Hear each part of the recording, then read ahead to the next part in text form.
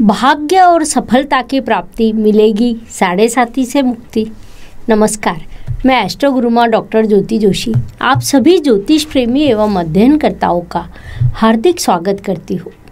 मैंने पहले कई बार बताया है कि अप्रैल महीने में सभी ग्रहों का राशि परिवर्तन होने वाला है।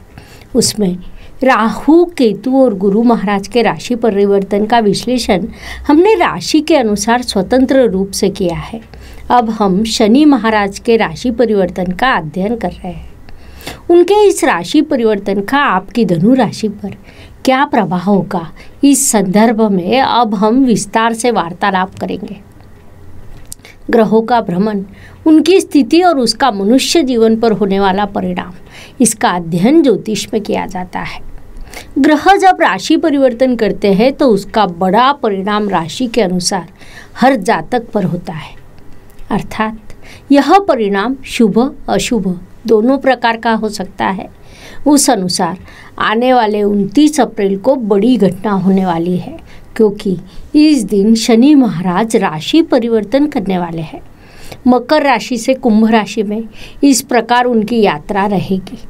उनके इस राशि परिवर्तन का आपकी राशि पर क्या प्रभाव होगा, इसे अधिक विस्तार से समझने के लिए सबसे पहले हमें शनि महाराज के संदर्भ में संक्षेप में जानकारी समझना है।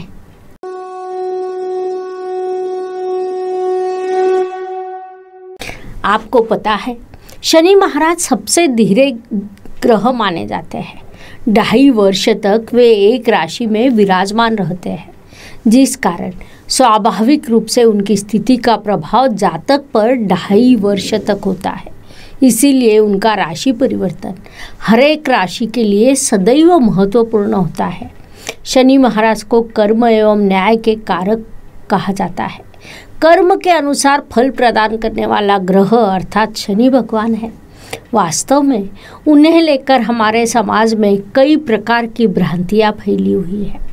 भय उसके पीछे का एक बड़ा कारण हो सकता है, लेकिन जो शनि महाराज को समझ पाया, उनके कार्य करने की पद्धति को समझ पाया, वह ज्योतिष को समझ पाया, ऐसा हम कह सकते हैं।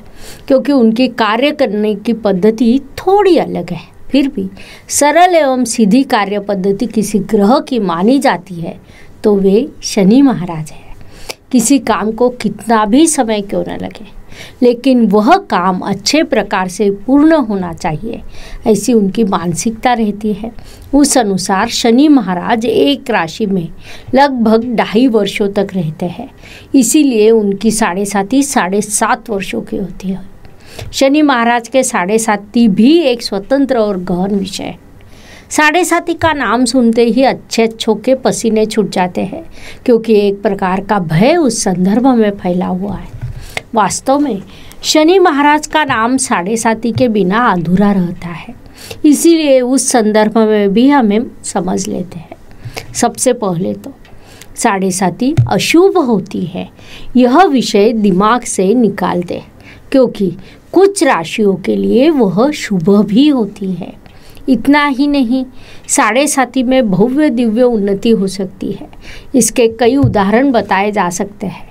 वास्तव में साढ़े साथी के माध्यम से शनि महाराज हमें समझ देते हैं, जिम्मेदारियों को स्वीकार करना हमें सिखाते हैं, अच्छे बुरे के प्रति हमें जागरूक करते हैं। अर्थात उसके लिए मूल कुंडली में शनि की स्थिति भी निर्भर होती है। लेकिन साढ़े साथी के संदर्भ में कहा जाए तो कुंडली में चंद्रमा जिस राशि में हो, उसके पीछे के राशि में जब शनि महाराज प्रवेश करते हैं तो साढ़े साथी का प्रथम चरण शुरू होता है। उनका राशि में प्रवेश होने के बाद साढ़े साथी का दूसरा चरण शुरू होता है। साथ ही आपके राशि के आगे की राशि में जब वे प्रवेश करते हैं तब साढ़े साथी का तीसरा और अंतिम चरण शुरू होता है। इस प्रकार 3 राशियों की उनकी यात्रा को साढ़े साथी कहा जाता है। अब प्रश्न यह उपस्थित होता है कि सभी राशियों पर शनि महाराज के साढ़े साथी का प्रभाव क्या एक जैसा होता है? तो ऐसा कतई हो नहीं सकता। हर राशि के लिए उनकी प्रभाव की दिशा अलग है। उस अनुसार धनु राशि की दृष्टि से विचार करें तो धनु जातकों के लिए साढ़े साथी का प्रथम चरण संघर्ष का रहता है। पारिवारिक जिम्मेदारियों को पूरा करने के लिए जातक को बड़ा संघर्ष करना पड़ता है। इस अवधि में एक और खर्च बढ़ते हैं तो दूसरी ओर उस तुलना में उत्पन्न का स्रोत कम होते हैं। दूसरे चरण में थोड़ी नकारात्मकता उत्पन्न होती है। साढ़े साथी का भय मन में बढ़ता है। कर्तव्य से मुंह फेरने की मानसिकता विकसित होती है, जिस कारण परेशानी और बढ़ती है। लेकिन जैसे ही साढ़े साथी का तीसरा चरण शुरू होता है, वैसे ही धनु जातकों की परेशानी कम होने लगती है, आर्थिक उन्नति होती है। वहाँ से आगे 5 वर्ष धनु जातकों के लिए लाभकारी सिद्ध होते हैं। शनि महाराज अब कुंभ राशि में प्रवेश करने वाले हैं, जिस कारण मकर राशि के लिए साढ़े साथी का अंतिम चरण शुरू होगा। कुंभ राशि के लिए दूसरा तो मीन राशि के लिए प्रथम चरण शुरू होगा। साथ ही धनु राशि की साढ़े साथी से मुक्ति होगी। संक्षेप में कहा जाए तो साढ़े साथी का प्रभाव सभी राशियों पर विभिन्न प्रकार से होता है। वास्तव में कुछ राशियों के लिए वह लाभकारी सिद्ध होती है। प्रथम चरण में यदि जातक अपनी सभी जिम्मेदारियों को, सभी कर्तव्यों को पूर्ण करता है तो साढ़े साथी में होने वाली उन्नति कल्पना से परे होती है। इस बात को सभी जातकों ने विशेष रूप से ध्यान में लेना चाहिए। उसमें एक विभाग आता है, जैसे जैसे नक्षत्र बदलते हैं वैसे वैसे साढ़े साथी के प्रभाव भी बदलते हैं। मकर राशि में जब शनि महाराज का प्रवेश हुआ तब रवि का उत्तराषाढ़ा नक्षत्र था। उसके प्रभाव के अनुसार साढ़े साथी का प्रभाव जातकों पर हुआ। उसके बाद चंद्रमा के नक्षत्र में शनि महाराज का प्रवेश हुआ। चंद्रमा मन और माता का कारक ग्रह माना जाता है, जिस कारण जातकों का मन विचलित हुआ। उसका प्रभाव संपूर्ण मानव जाति पर हुआ। अब शनि महाराज ने धनिष्ठा नक्षत्र में प्रवेश किया है। मंगल के इस नक्षत्र की विशेष पहचान धन प्रदान करने वाला नक्षत्र के रूप में है। मंगल अर्थात आक्रामक और शनि का अर्थ शांति होता है। मंगल आक्रामक भूमिका लेने वाला तो शनि शांति से मार्गक्रमण करता है। इस अंतर विरोध की स्थिति होने के कारण मंगल के नक्षत्र में शनि महाराज जब आते हैं तो दुर्घटनाएं होने की संभावना रहती है। युद्ध की स्थिति निर्माण होती है। शांतिपूर्ण मार्ग से प्रश्नों का समाधान खोजने की अपेक्षा युद्ध करने की प्रवृत्ति निर्माण होती है। परिणाम स्वरूप उससे स्थिति और अधिक खराब होती है।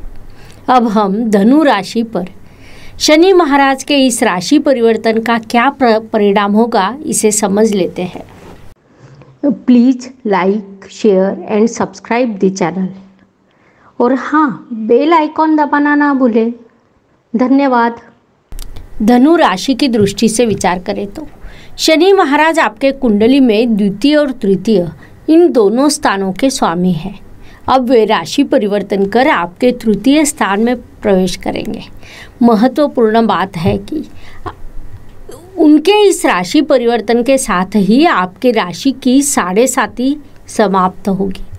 साढ़े साथी के काल में सभी परीक्षाएं हो गई, अब संकट देकर हो गए। अब वे कहीं न कहीं धनु राशि को सौम्य लाभकारी फल प्रदान करेंगे। इस उद्देश्य से शनि महाराज आपके तृतीय स्थान में प्रवेश करेंगे।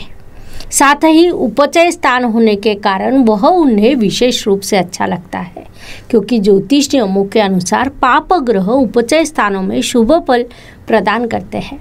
उस अनुसार इस गोचर के आपको शुभ फल प्राप्त होंगे।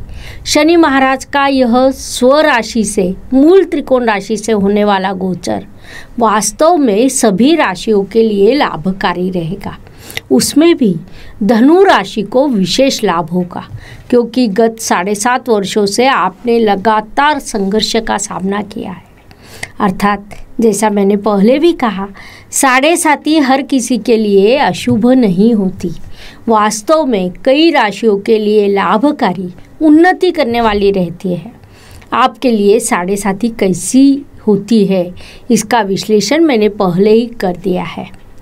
साढ़े साथी आपको जिम्मेदारियां लेना सिखाती है। चंद्रमा अर्थात मन और शनि का अर्थ जिम्मेदारी होता है। मूल कुंडली के चंद्रमा से जब शनि महाराज का गोचर शुरू होता है तब वे आपको जिम्मेदारियों का स्वीकार करना, उन्हें निभाना सिखाते हैं। फिर वह जिम्मेदारी माता पिता, जीवन साथी, संतति ऐसे सभी की होती है। यहाँ तक कि रिश्तेदार, पड़ोस, समाज, देश, मानवता सभी के प्रति वह हो सकती है। मनुष्य जीवन की जो जिम्मेदारियाँ होती है उन्हें यदि आप पूरा करते हैं तो शनि महाराज आपको दोनों हाथों से शुभ फल देने के लिए बाध्य होते हैं। आपके राशि स्वामी गुरु और शनि में समत्व का रिश्ता है, अर्थात शनि गुरु को मित्र मानते हैं और उस तुलना में गुरु उन्हें अपना मित्र नहीं मानते। शनि महाराज उनकी ओर से आपकी राशि को शुभ फल प्रदान करने के विचार में रहते हैं, लेकिन वे आपके राशि स्वामी को अपना मित्र मानते हैं। उस अनुसार शुभ फल आपको मिलते भी हैं, लेकिन यह सत्य है कि वे आपके राशि के लिए अकारक हैं, जिस कारण उनके फल प्रदान करने के सामर्थ्य में एक मर्यादा आती है। उस पद्धति से उसका प्रभाव आपकी राशि पर होता है। फिर भी आज की तारीख में हम विचार करें तो सभी राशियों में सबसे अधिक शुभ फल धनु जातकों को प्राप्त होंगे। शनि महाराज अब आपके तृतीय स्थान में प्रवेश करने वाले हैं, लेकिन वहाँ वे 2.5 वर्ष न रहते हुए केवल 12 जुलाई तक रहेंगे। उसके बाद वक्री होकर पुनश्च मकर राशि अर्थात आपके द्वितीय स्थान में प्रवेश करेंगे। परिणाम स्वरूप वहाँ से पुनश्च आपके लिए 7.5 शुरू होगी, लेकिन यह जो मध्य काल रहेगा अर्थात 29 अप्रैल से 12 जुलाई तक का, यह आपके लिए लाभकारी सौख्यदायक रहेगा। वास्तव में अगला काल आपके लिए कैसा रहेगा उसका यह छोटा सा ट्रेलर होगा। ऐसा कहा जाता है शनि महाराज जब देते हैं तब आपके दोनों हाथ कम पड़ते हैं, आपकी झोली फट जाती है। तो ऐसे शनि महाराज आपके तृतीय स्थान में प्रवेश करेंगे। कई प्रकार की यात्राएं आपको इस अवधि में करनी है, उससे भी आपको लाभ प्राप्त होगा। तृतीय स्थान से शनि महाराज की तृतीय दृष्टि आपके पंचम स्थान पर होगी। कुंडली के पंचम स्थान से शिक्षा, संतति, प्रणय देखा जाता है। स्वराशि और मूल त्रिकोण राशि के शनि महाराज की वह दृष्टि होने के कारण उसके शुभ फल आपको प्राप्त होंगे। लेकिन जैसा जब हम कहते हैं तो विलंब शब्द को हर किसी ने जोड़ लेना चाहिए, अर्थात पंचम स्थान के कारकत्व के अनुसार शिक्षा, संतति, प्रणय के संदर्भ में आपको शुभ फल अवश्य प्राप्त होंगे, लेकिन उसमें थोड़ा विलंब हो सकता है, क्योंकि विलंब यह शनि महाराज का स्थायी भाव है। शनि महाराज की सप्तम दृष्टि आपके भाग्य स्थान पर होगी, जो आपके भाग्य को समृद्ध करेगी। वहाँ शनि महाराज के आदर्श शत्रु अर्थात रवि की सिंह राशि आती है। फिर भी यहाँ शनि महाराज योग कारक स्थिति में होंगे। वे अपनी मूल त्रिकोण राशि में होंगे, जिस कारण उनकी भाग्य स्थान पर पड़ने वाली दृष्टि से आपका भाग्य बलवान होगा। आपके लिए विदेश जाने के योग निर्माण होंगे। वे भरपूर बलवान और उन्नतिकारक होंगे, क्योंकि तृतीय स्थान के शनि महाराज की दृष्टि एक ही समय पर भाग्य और व्यय स्थान पर होगी।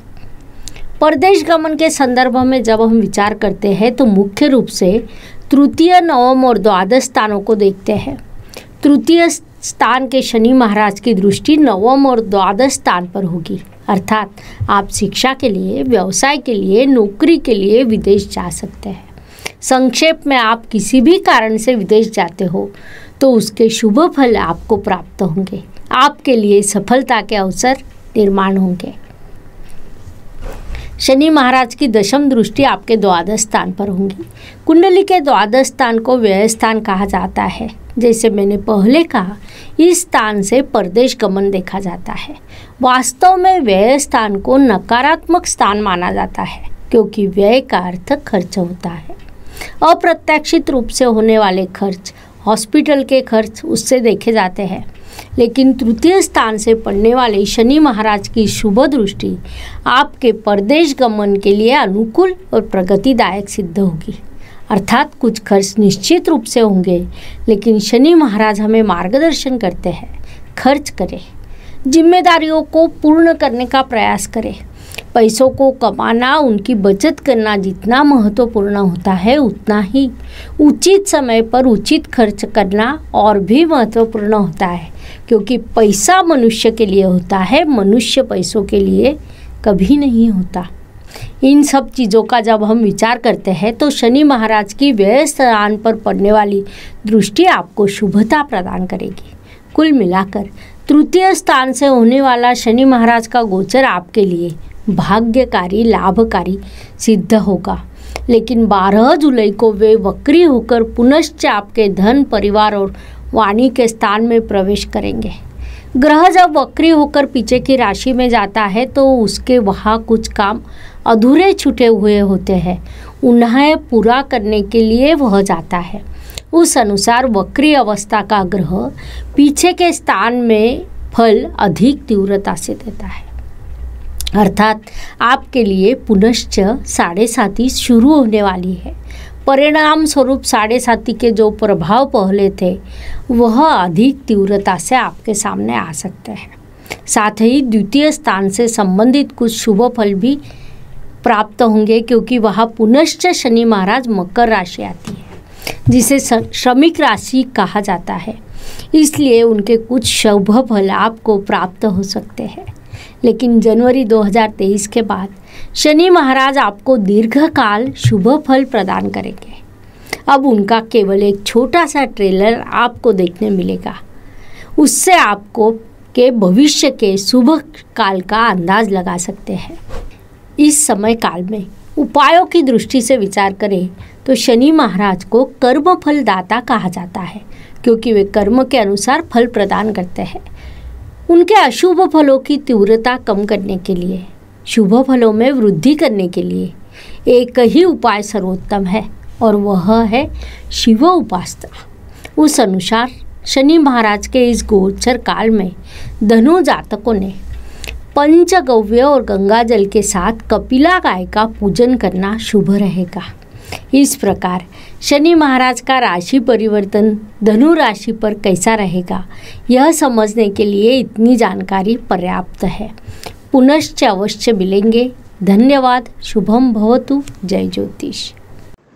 Please like, share and subscribe the channel.